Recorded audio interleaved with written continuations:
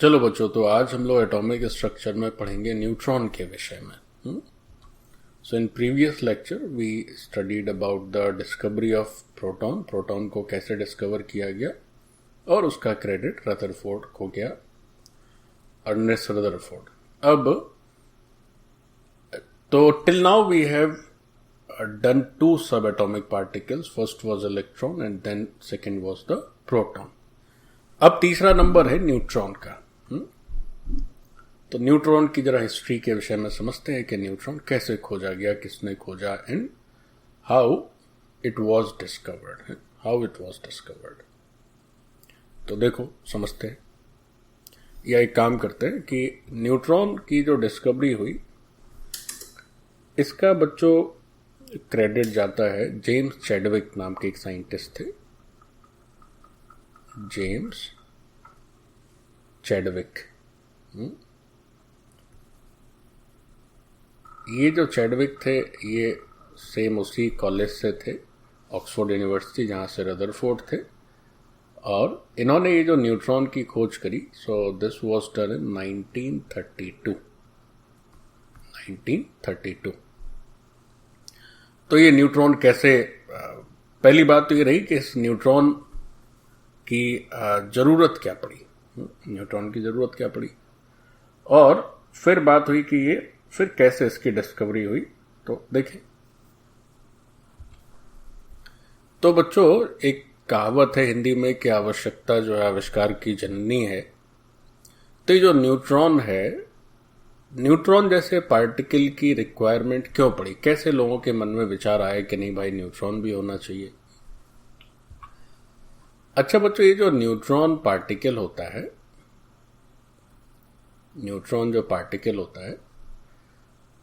ये जो न्यूट्रॉन है ये एक सब एटॉमिक पार्टिकल है। कैसे खोजा गया अभी हम लोग इस पर चर्चा करेंगे। Neutron is a subatomic particle, मतलब ये भी एटम के अंदर रहता है। ये भी क्या होता है, एटम के अंदर रहता है। फाइन। इसके साथ साथ ये जो न्यूट्रॉन है ये बच्चों न्यूट्रल पार्टिकल होता है, मतलब इसमें कोई चार्ज नहीं रहता है। So it is a neutral particle, और इसमें कोई चार्ज, चूंकि न्यूट्रल है इसका मतलब ये कि इसके ऊपर कोई किसी किस्म का नेगेटिव या पॉजिटिव चार्ज नहीं होता है। अच्छा ठीक है। न्यूट्रॉन के बारे में हम ये भी जानते हैं कि जो न्यूट्रॉन है वो दरअसल न्यूक्लियस के अंदर रहता है। तो अगर एक न्यूक्लियस की बात करें तो nucleus consist of protons as well as neutrons. अब प्रोटॉन जो होते हैं वो पॉजिटिव चार्ज होते हैं और न्यूट्रॉन में किसी किस्म का चार्ज नहीं रहता है। So there is nil charge over neutrons. अच्छा होता है। अब बच्चों ये जो न्यूट्रॉन है, इस न्यूट्रॉन का मास प्रोटॉन के मास से थोड़ा सा ज्यादा रहता है। जैसे अगर हम मास की बात करें तो मास ऑफ वन प्रोटॉन, तो प्रोटॉन को जनरली हम लोग P प्लस ऐसे करके लिख देते हैं। So the mass of one proton is almost 1.6726 into 10 to the power -27 kg।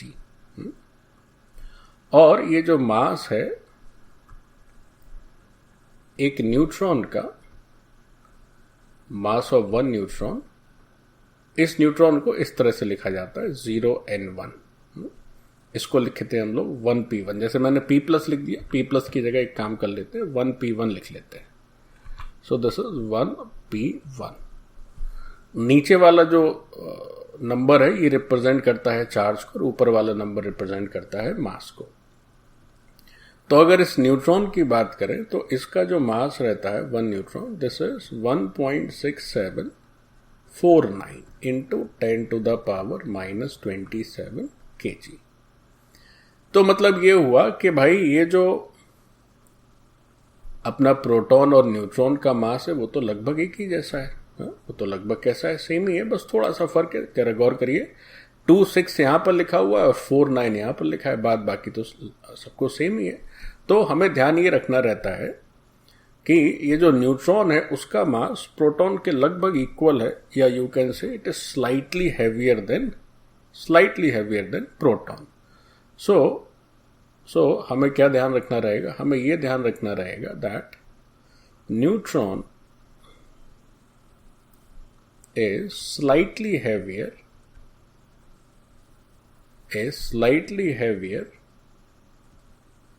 than proton।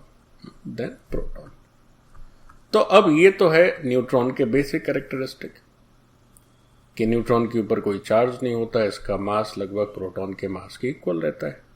तो सवाल है कि why necessity of neutron was felt in scientific community published. तो कैसे ये दिमाग में आया कि नहीं यार कुछ ऐसा भी होना चाहिए, मतलब लोगों ने कैसे ये सोचा होगा कि कोई एक ऐसा पार्टिकल भी होना चाहिए जिसमें चार्ज ना हो लेकिन उसका मास जो है वो लगभग प्रोटॉन जितना ही हो, उसका मास जो है लगभग प्रोटॉन के जितना ही हो, लेकिन चार्ज भले ही ना हो, चार्ज उसमें नहीं होना चाहिए। तो how necessity of a particle having no charge and mass almost as proton was felt by the scientific community। सबसे पहले तो इस बात की समझ होनी चाहिए। फिर देखेंगे कैसे इसकी खोज हुई। तो देखो, तो बच्चों सबसे पहले तो ये सवाल जनरेट होता है कि how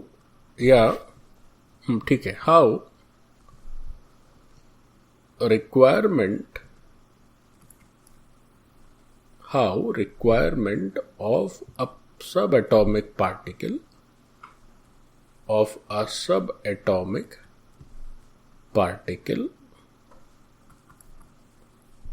was felt by scientific community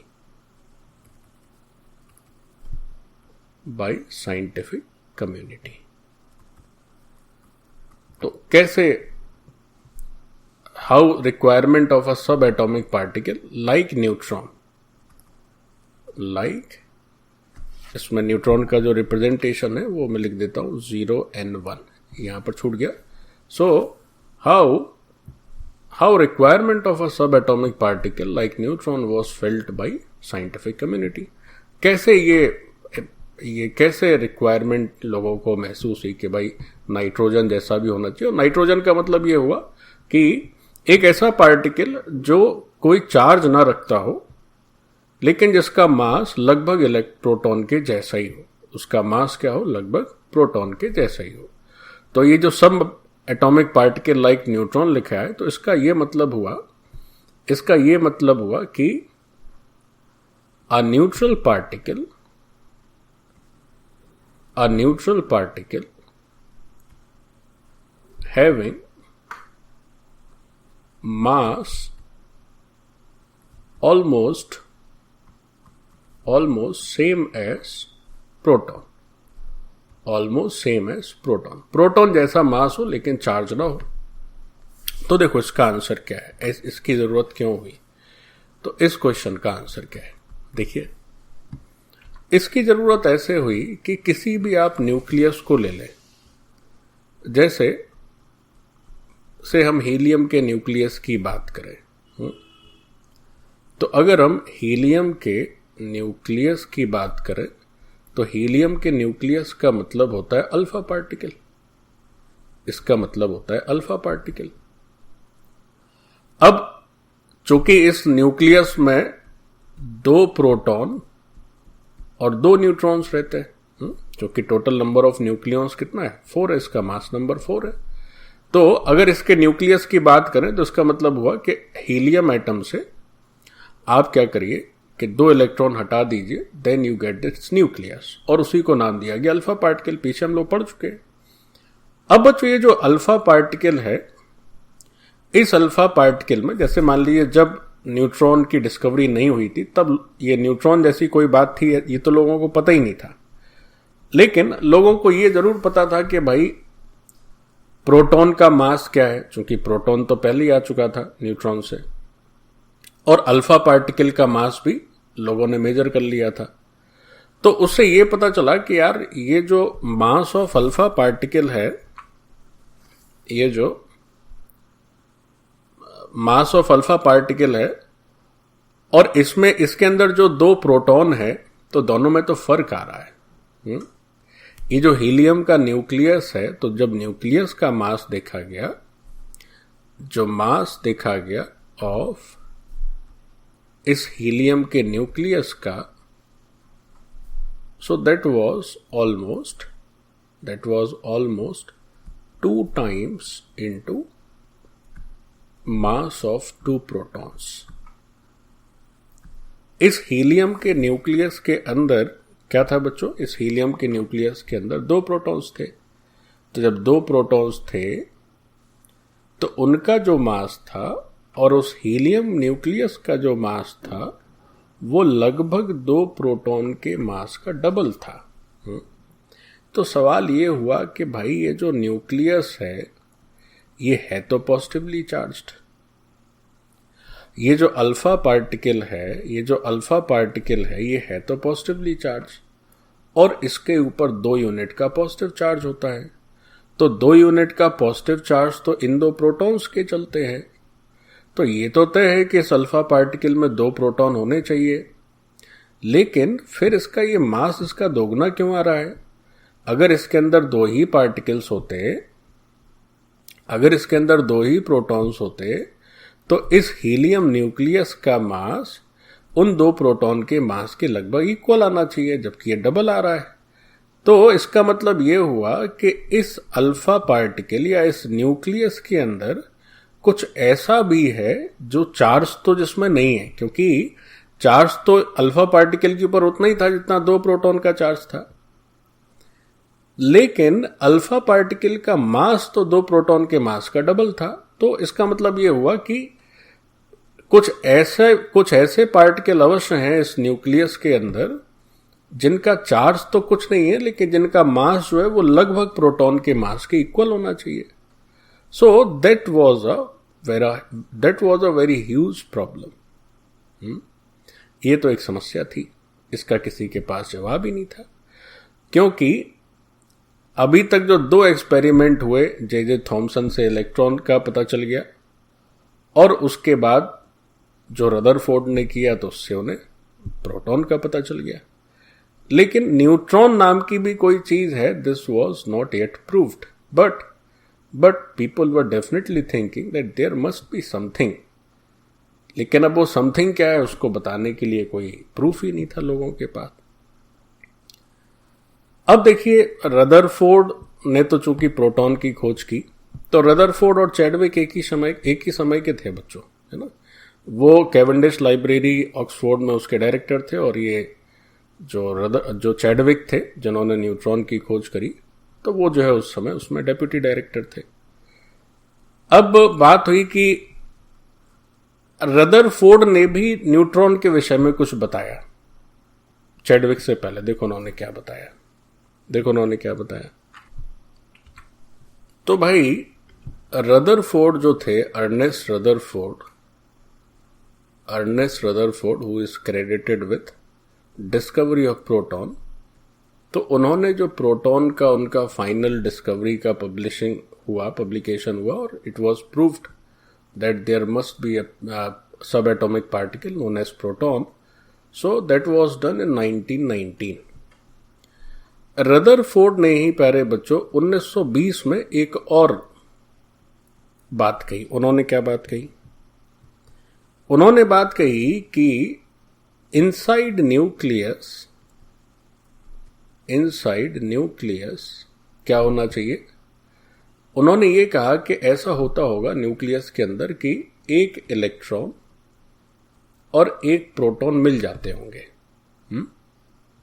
एक इलेक्ट्रॉन और एक प्रोटॉन मिलकर कुछ एक नया पार्टिकल देते होंगे, और चूंकि इलेक्ट्रॉन और प्रोटॉन ये जो नया पार्टिकल है, तो चूंकि इलेक्ट्रॉन और प्रोटॉन का चार्ज जो है जस्ट ऑपोजिट होता है, मैग्नीट्यूड सेम रहता है, तो ये जो नया पार्टिकल है, जो रहस्यमयी पार्टिकल था जिसको बाद में फिर न्यूट्रॉन बताया गया, तो इसका जो चार्ज होगा वो तो 0 हो जाएगा, क्योंकि माइनस प्लस मिलके 0 हो गया। और इसका जो मास होना चाहिए इस रहस्यमयी पार्टिकल का, तो इसका मास होना चाहिए मास ऑफ इलेक्ट्रॉन और प्लस मास ऑफ प्रोटॉन। तो वो चूंकि इलेक्ट्रॉन का मास तो बहुत ही कम रहता है प्रोटॉन की तुलना में, तो ये जो मास हुआ वो लगभग प्रोटॉन के मास के बराबर हो गया, या लगभग प्रोटॉन का तो मास हो गया। तो इसका जो मास हो गया, आप ऐसे भी याद रख सकते हैं बच्चों कि ये जो मास होता है प्रोटॉन का, दिस इज, या मैं अलग से ही लिख देता हूं सो दैट इसको आप स्टैंडर्ड की तरह याद रखें। ये जो मास होता है प्रोटॉन का, this is 1840 times mass of electron. This is 1840 times mass of electron. So this is a very standard basic, proton का मास और इलेक्ट्रॉन के मास में क्या संबंध है। ओके, तो ऐसा रदरफोर्ड ने बताया कि ये जो एक अनसुलझी पहेली है, या जो अनसुलझी पार्टिकल है, इसमें चार्ज तो कुछ नहीं होना चाहिए, क्योंकि ये प्लस माइनस मिलके क्या हो जाएगा, कैंसिल हो जाएगा, तो चार्ज रहा 0। और इसका मास जो होना चाहिए, क्योंकि एक इलेक्ट्रॉन और एक प्रोटॉन के मिलने से ये पार्टिकल बन रहा है, तो इसका मास होना चाहिए दोनों के मास के समेशन के equal.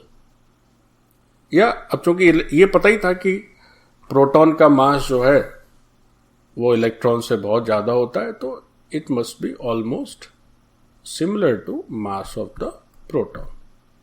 But there was no proof, इस बात की इसका कोई एविडेंस नहीं था कि ऐसा होता है।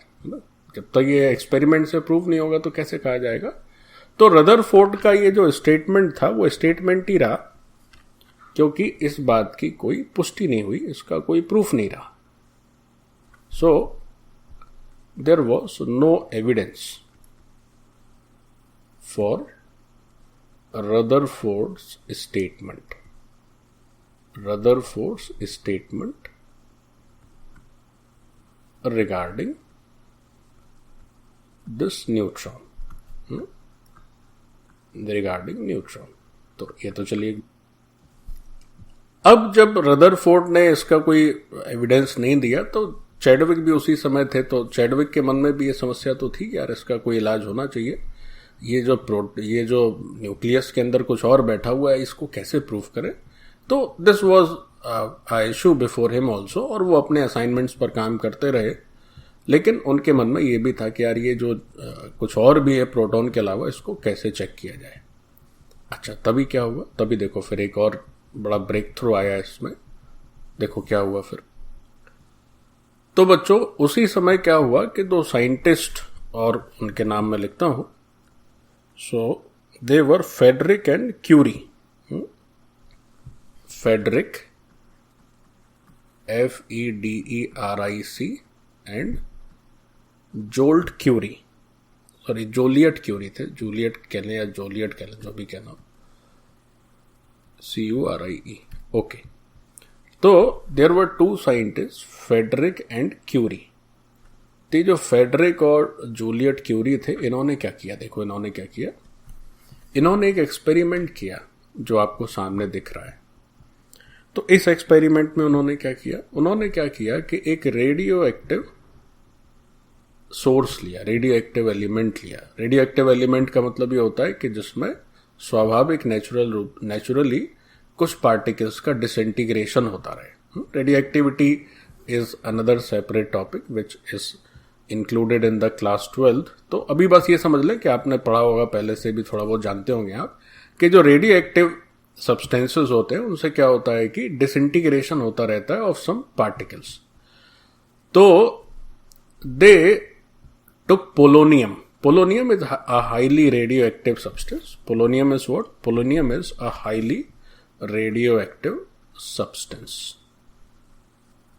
तो फेडरिक और क्यूरी ने क्या किया, पोलोनियम लिया, और पोलोनियम से क्या होते थे कि अल्फा पार्टिकल्स रिलीज होते हैं। पोलोनियम से अल्फा पार्टिकल रिलीज होते हैं। So they started with polonium as the source of alpha particle। अच्छा, फिर क्या किया उन्होंने, अभी अल्फा पार्टिकल बड़ी तेजी से रिलीज होते हैं, तो उन्होंने क्या किया कि इन अल्फा पार्टिकल के रास्ते में एक बेरिलियम की डिस्क रख दिया, बेरिलियम एलिमेंट का एक डिस्क बना के उसके सामने रख दिया। तो क्या हुआ कि पोलोनियम से जब ये तेजी से अल्फा पार्टिकल निकले तो they collided with this beryllium disc. अब बेरिलियम को जब इन अल्फा पार्टिकल्स ने हिट किया, जब बेरिलियम को इन अल्फा पार्टिकल्स ने हिट किया, तो हिट करने से क्या हुआ कि बेरिलियम से कुछ और नए पार्टिकल्स निकले। बेरिलियम से जब बेरिलियम से जब ये टकराए तो उसका रिजल्ट क्या हुआ कि पीछे साइड से कुछ नए पार्टिकल्स निकले। अच्छा, फिर फेडरिक और क्यूरी ने क्या किया कि फिर उन नए पार्टिकल के रास्ते में एक पैराफीन का एक डिस्क रखा। Paraffin is a hydrocarbon, wax, it's a wax paraffin. तो इस हाइड्रोकार्बन का मतलब यह हुआ बच्चों कि ऐसे compounds which are composed of carbon and carbon and hydrogen, है ना। तो हाइड्रोकार्बन का मतलब होता है कंपाउंड्स कंटेनिंग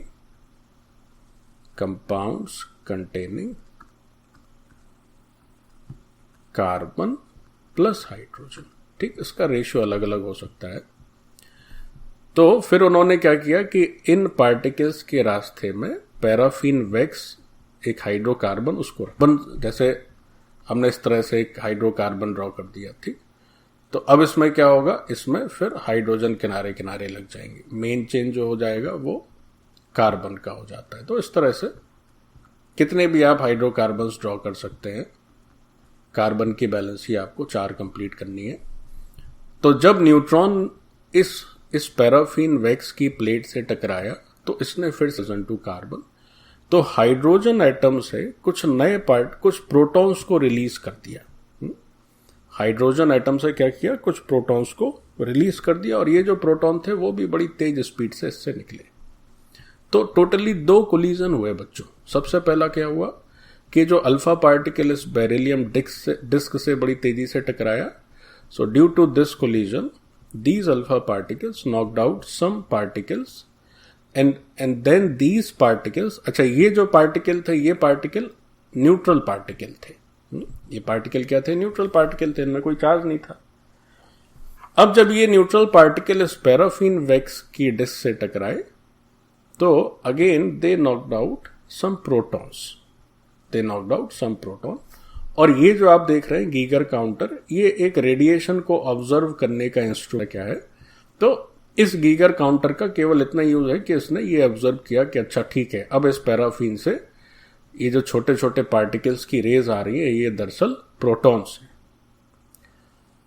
अब ये जो क्यूरी और फेडरिक थे, तो इन्होंने क्या सोचा, इन्होंने ये सोचा कि यार ये तो अल्फा पार्टिकल, ही तो लोगों को पता ही था कि अल्फा पार्टिकल है, हीलियम का न्यूक्लियस है, ये टकराया तो अब इसी पर तो संशय था, इसी के विषय में तो बताना था कि क्या है। तो जब ये टकराया और पीछे से बड़ी तेजी से प्रोटॉन निकले, तो उन्होंने ये सोचा या ये उन्होंने जस्टिफाई किया कि ये जो बेरिलियम की डिस्क के पीछे से जो पार्टिकल्स रिलीज हो रहे हैं, ये पार्टिकल्स क्या है कि गामा फोटॉन्स हैं। फोटोन क्या होता है, फोटोन जो होते हैं वो एनर्जी को रिप्रेजेंट करते हैं, उनमें मास नहीं होता है, ना के बराबर। तो उन्होंने ये सोचा कि ये जो पार्टिकल्स हैं दीज आर गामा फोटॉन्स, और कह के उन्होंने अपना एक्सपेरिमेंट वो चल रहा था।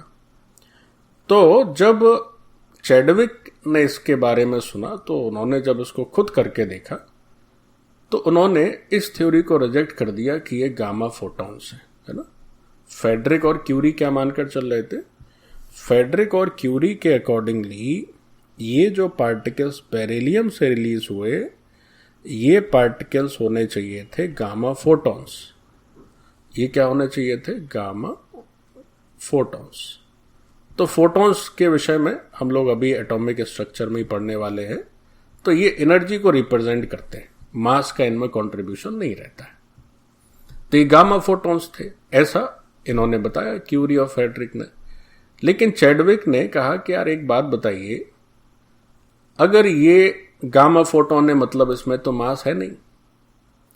तब फिर इनकी इतनी ताकत कैसे हो गई कि जो है प्रोटॉन जैसे इतने हैवी पार्टिकल को रिलीज कर दें?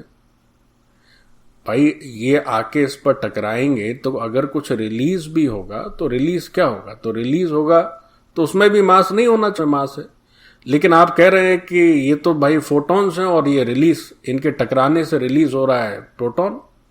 तो फोटॉन्स प्रोटॉन कैसे रिलीज कर देगा? क्योंकि प्रोटॉन तो हैवियर होता है, काफी हैवी है ये।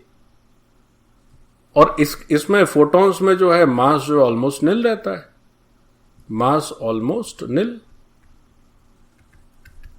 तो ये कैसे हो सकता है? ये पॉसिबल ही नहीं है। तो चैडविक ने कहा ना ना ना, नहीं तो गड़बड़ है।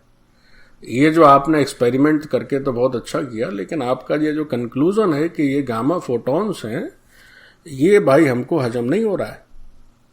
ये गामा फोटॉन जैसा कुछ हो ही नहीं सकता। ये काट दी बात किसने?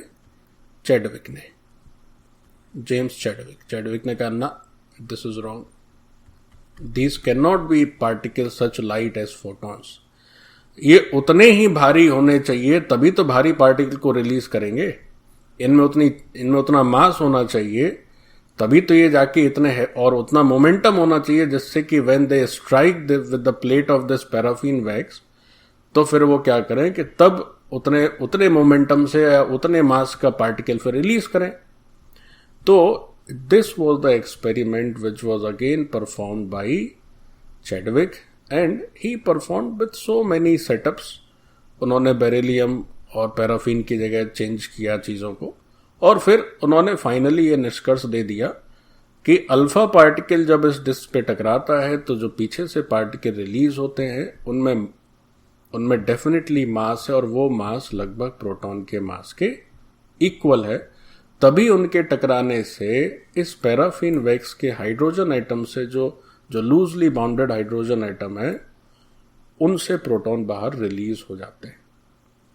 So this was all about the discovery of neutron by Mr. Chadwick. But ये जो मौलिक जो एक्सपेरिमेंट रहा, जो जेन्युइन एक्सपेरिमेंट रहा, that was started by these two, लेकिन चूंकि इन्होंने गड़बड़ कर दिया बीच में, है ना, इन्होंने तो उसको गामा फोटोन का नाम दे दिया। इन्होंने तो सोचा कि मास तो है ही नहीं, लेकिन चैडविक ने कहा नहीं, अगर ये बिना मास के पार्टिकल है तो सामने से भी जो निकलना चाहिए उसका मास इतना ज्यादा नहीं हो सकता जितना प्रोटॉन का है। तो इसका मतलब ये हुआ कि यहाँ टकराने वाले पार्टिकल भी अच्छे खासे मास के हैं, या लगभग उतने ही मास के होने चाहिए जितना कि प्रोटॉन का मास है। And these protons were observed by this Geiger counter. ये बस ये मेन जो सेटअप है वो इतना है कि source of alpha particle beryllium की प्लेट से टकराया, और फिर पैराफिन वैक्स की प्लेट से टकराई ये न्यूट्रल पार्टिकल्स, और फिर प्रोटॉन का रिलीज होना। So this was the setup of neutron discovery. तो बच्चों, ये जो एक्सपेरिमेंटल सेटअप अभी हम लोगों ने देखा, इसके विषय में थोड़ा सा लिख लेते हैं। Experimental setup. तो जो चैडविक के गुरुजी थे रदरफोर्ड, उन्होंने जो बात बताई, मतलब जिसको वो सिद्ध नहीं कर पाए, that was proved by this experiment, जो भी हम लोगों ने समझा। तो फेडरिक और क्यूरी से ही स्टार्ट करते हैं क्योंकि उनका भी इसमें योगदान था। So Frederic and Juliet Curie found that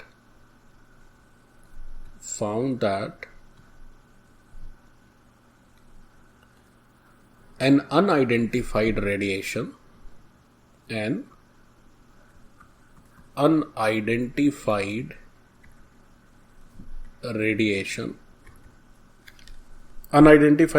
जो बेरिलियम के पीछे से निकला, radiation from beryllium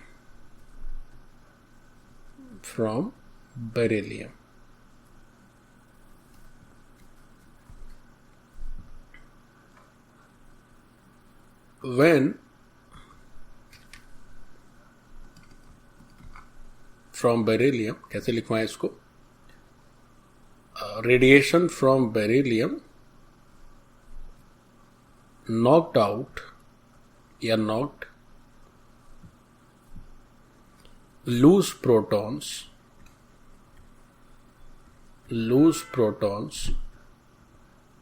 from hydrogen atom.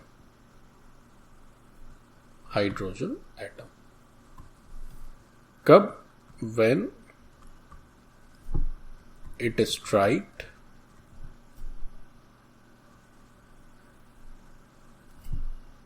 paraffin disk. When is strike paraffin disk? अच्छा, तो this was the observation by Frederick and Curie. अच्छा, फिर क्या हुआ कि ये जो प्रोटॉन्स थे ये भी पीछे से बड़ी तेजी से निकले। ये जो प्रोटॉन्स को उसने नॉक करके बाहर फेंक दिया तो ये प्रोटॉन्स भी बहुत तेजी से बाहर निकले। सो दीज protons moved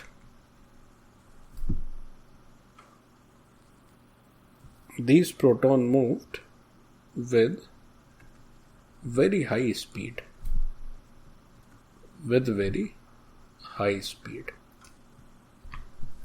तो इस सेटअप का या इस एक्सपेरिमेंट का कंक्लूजन क्या दिया? Conclusion by Frederic and Curie.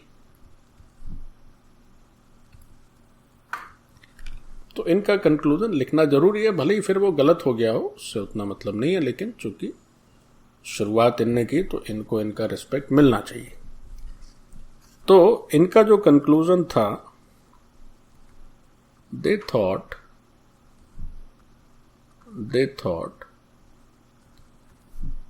this unidentified radiation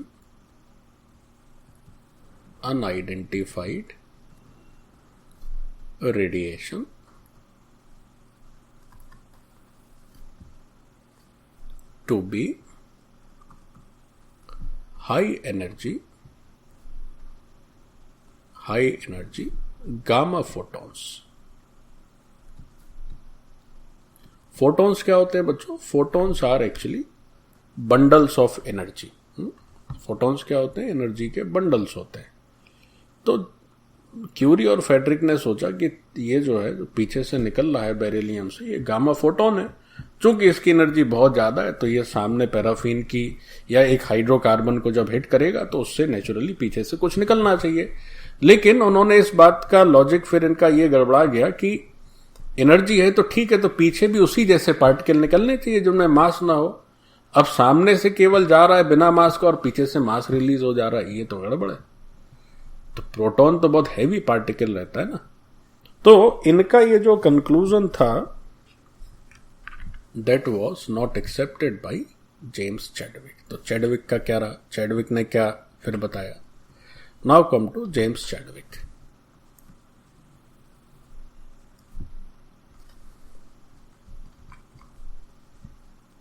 James Chadwick.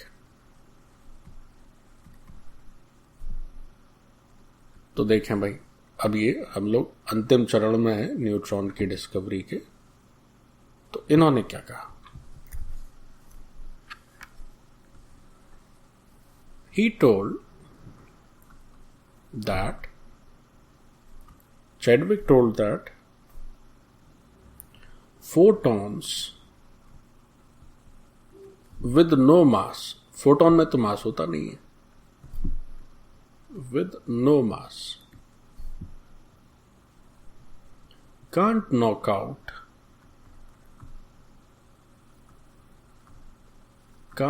out particles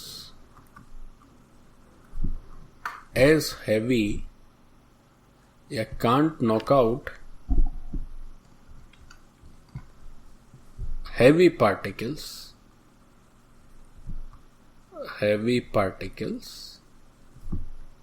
as protons।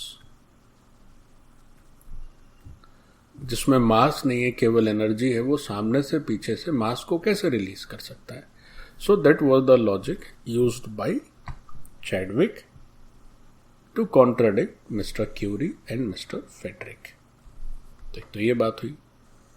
अब क्या हुआ कि फिर चैडविक ने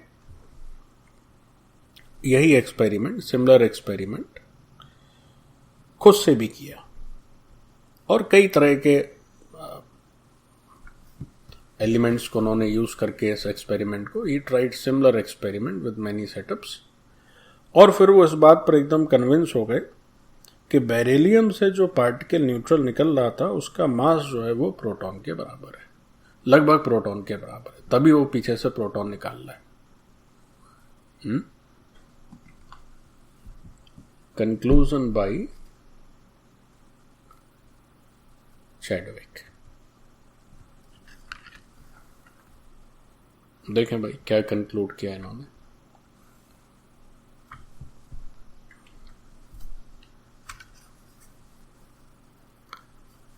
सो चैडविक tried similar experiments, वो जो फेडरिक और क्यूरे ने किया और उसी को उन्होंने भी ट्राई किया. similar experiments and finally concluded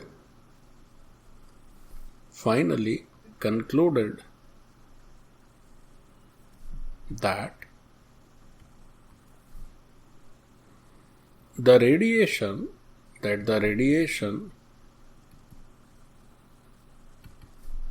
ejected by beryllium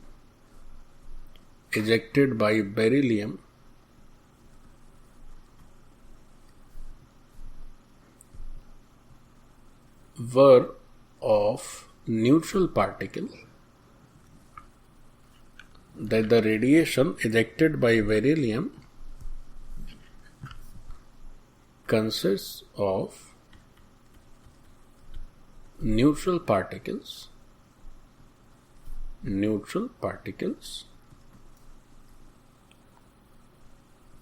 with the mass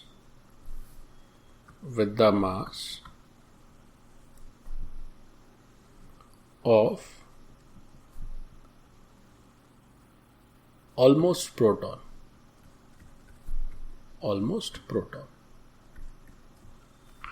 तो यही थी बच्चों डिस्कवरी ऑफ न्यूट्रॉन. भाई साइंटिफिक कम्युनिटी में इसी बात की तो चर्चा थी कि एक कुछ ऐसा पार्टिकल भी यार मिले जिसमें चार्ज ना होता हो, लेकिन मास उसका प्रोटीन बोल रहा हूं, मास उसका प्रोटॉन के जैसा आता हो.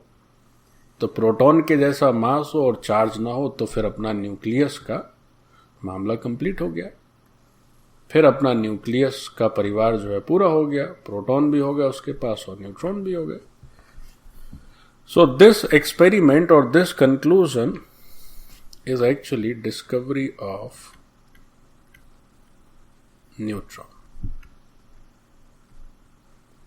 This is actually discovery of neutron by James Chadwick, and it was done in 1932. Means 1919 में हुआ प्रोटॉन, उसके लगभग 13 इयर्स बाद to be precise चैडविक ने बता दिया न्यूट्रॉन के बारे में. तो अब ये सब एटॉमिक पार्टिकल्स जो थे, यानी एटम का जो परिवार था, उसमें चैडविक के 1932 के स्टेटमेंट से अब 2 की जगह 3 सब एटॉमिक पार्टिकल्स, और वो कौन कौन है, उनका नेचर क्या है, ये सारी बातें 1932 तक स्पष्ट हो गई न्यूट्रॉन, प्रोटॉन और इलेक्ट्रॉन के बारे में. So this part is over. Thank you बच्चों.